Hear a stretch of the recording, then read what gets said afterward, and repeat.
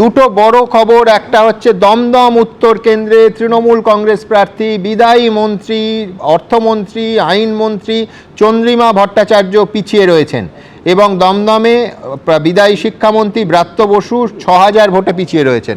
রাজাদা, আমি একটা কথাই বলবো যে গীতার যে ভগবানের কথা যে মা কুরু ধন জন যৌবন গর্ভম, এই ঔদ্ধত্য আমরা দেখছিলাম বামফ্রন্টের শেষের দিকে, যে ধরনের ঔদ্ধত্য দেখেছিলাম, যেভাবে তারা কথা বলতো, আজকে দেখতে এই কয়েক বছর ধরে তৃণমূলের নেতাদের একই ধরনের ঔদ্ধত্য। এবং তার ফলে আমি যখন তোমার চ্যানেলে আসছি, তৃণমূলের বেশ কিছু নেতা আমাকে ফোন করে বলতো, দেখুন আমরা বলতে পারি না, আপনি আওয়াজ তুলুন, আপনার আওয়াজই কাজ দেবে। আবার বোঝা যাচ্ছে যে তৃণমূলের এই পরাজয়ের পেছনে কিন্তু বিজেপির এগিয়ে যাওয়া আছে, তৃণমূলের ভেতরকার মানুষদেরও একটা স্বতঃস্ফূর্ত এই ঔদ্ধত্যবাদের বিরুদ্ধে। তাই না রাজাদা, আমি বলছি যে এই রেজাল্টটা দেখিয়ে দেয় যে তৃণমূলকে যারা হয়তো এর আগের দুটো নির্বাচনে ভোট দিয়েছেন সেই অংশের মানুষও বিজেপিকে ভোট দিয়েছেন।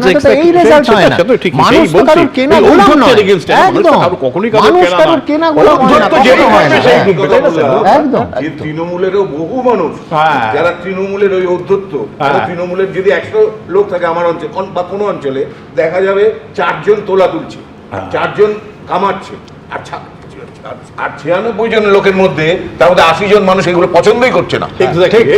এগুলো পছন্দ, এইটা তৃণমূল বুঝতেই পারেনি। এবং তৃণমূল, আমি যে এই ভোটে তৃণমূলের হয়ে কাজ করেছি কিন্তু টিএমসি কে ভোট দেয়নি, আমি আপনাকে অফ দ্য ক্যামেরা নাম এবং জায়গা বলে দেবো, অফ দ্য ক্যামেরা, সামনে বলবো না। গোটা ইলেকশনে খেটেছে, ফোন করে বলছে দাদা আমরা গোটা গ্রাম উল্টো দিকে ভোট দিয়েছি, কেন এটা নেওয়া যাচ্ছে না। আমি দ্রুত একটা আপডেট দিই। এক হচ্ছে ভাঙড়ের শওকত মোল্লা তৃণমূল কংগ্রেসের প্রার্থী, 10,000 ব্যবধান, এর আগে বলেছিলাম ব্যবধান কমছে।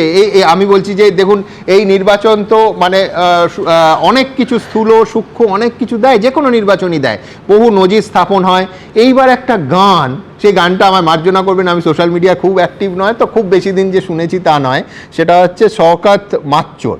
তার রুচি নিয়ে প্রশ্ন হতে পারে, শব্দচয়ন নিয়ে প্রশ্ন হতে পারে, আমি সেই দিকে যাচ্ছি না, কিন্তু জনপ্রিয়তা সোশ্যাল মিডিয়া খুললে আগে সেইটা অ্যালগোরিদম ছাড়াও সেটা পপ আপ হচ্ছে, এতটা জনপ্রিয় এবং প্রত্যেকের ভিউ মানে কোটির নিচে থামছে না।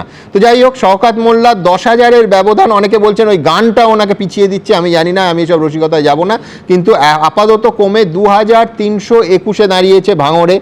এবিপি আনন্দ, এগিয়ে থাকে, এগিয়ে রাখে।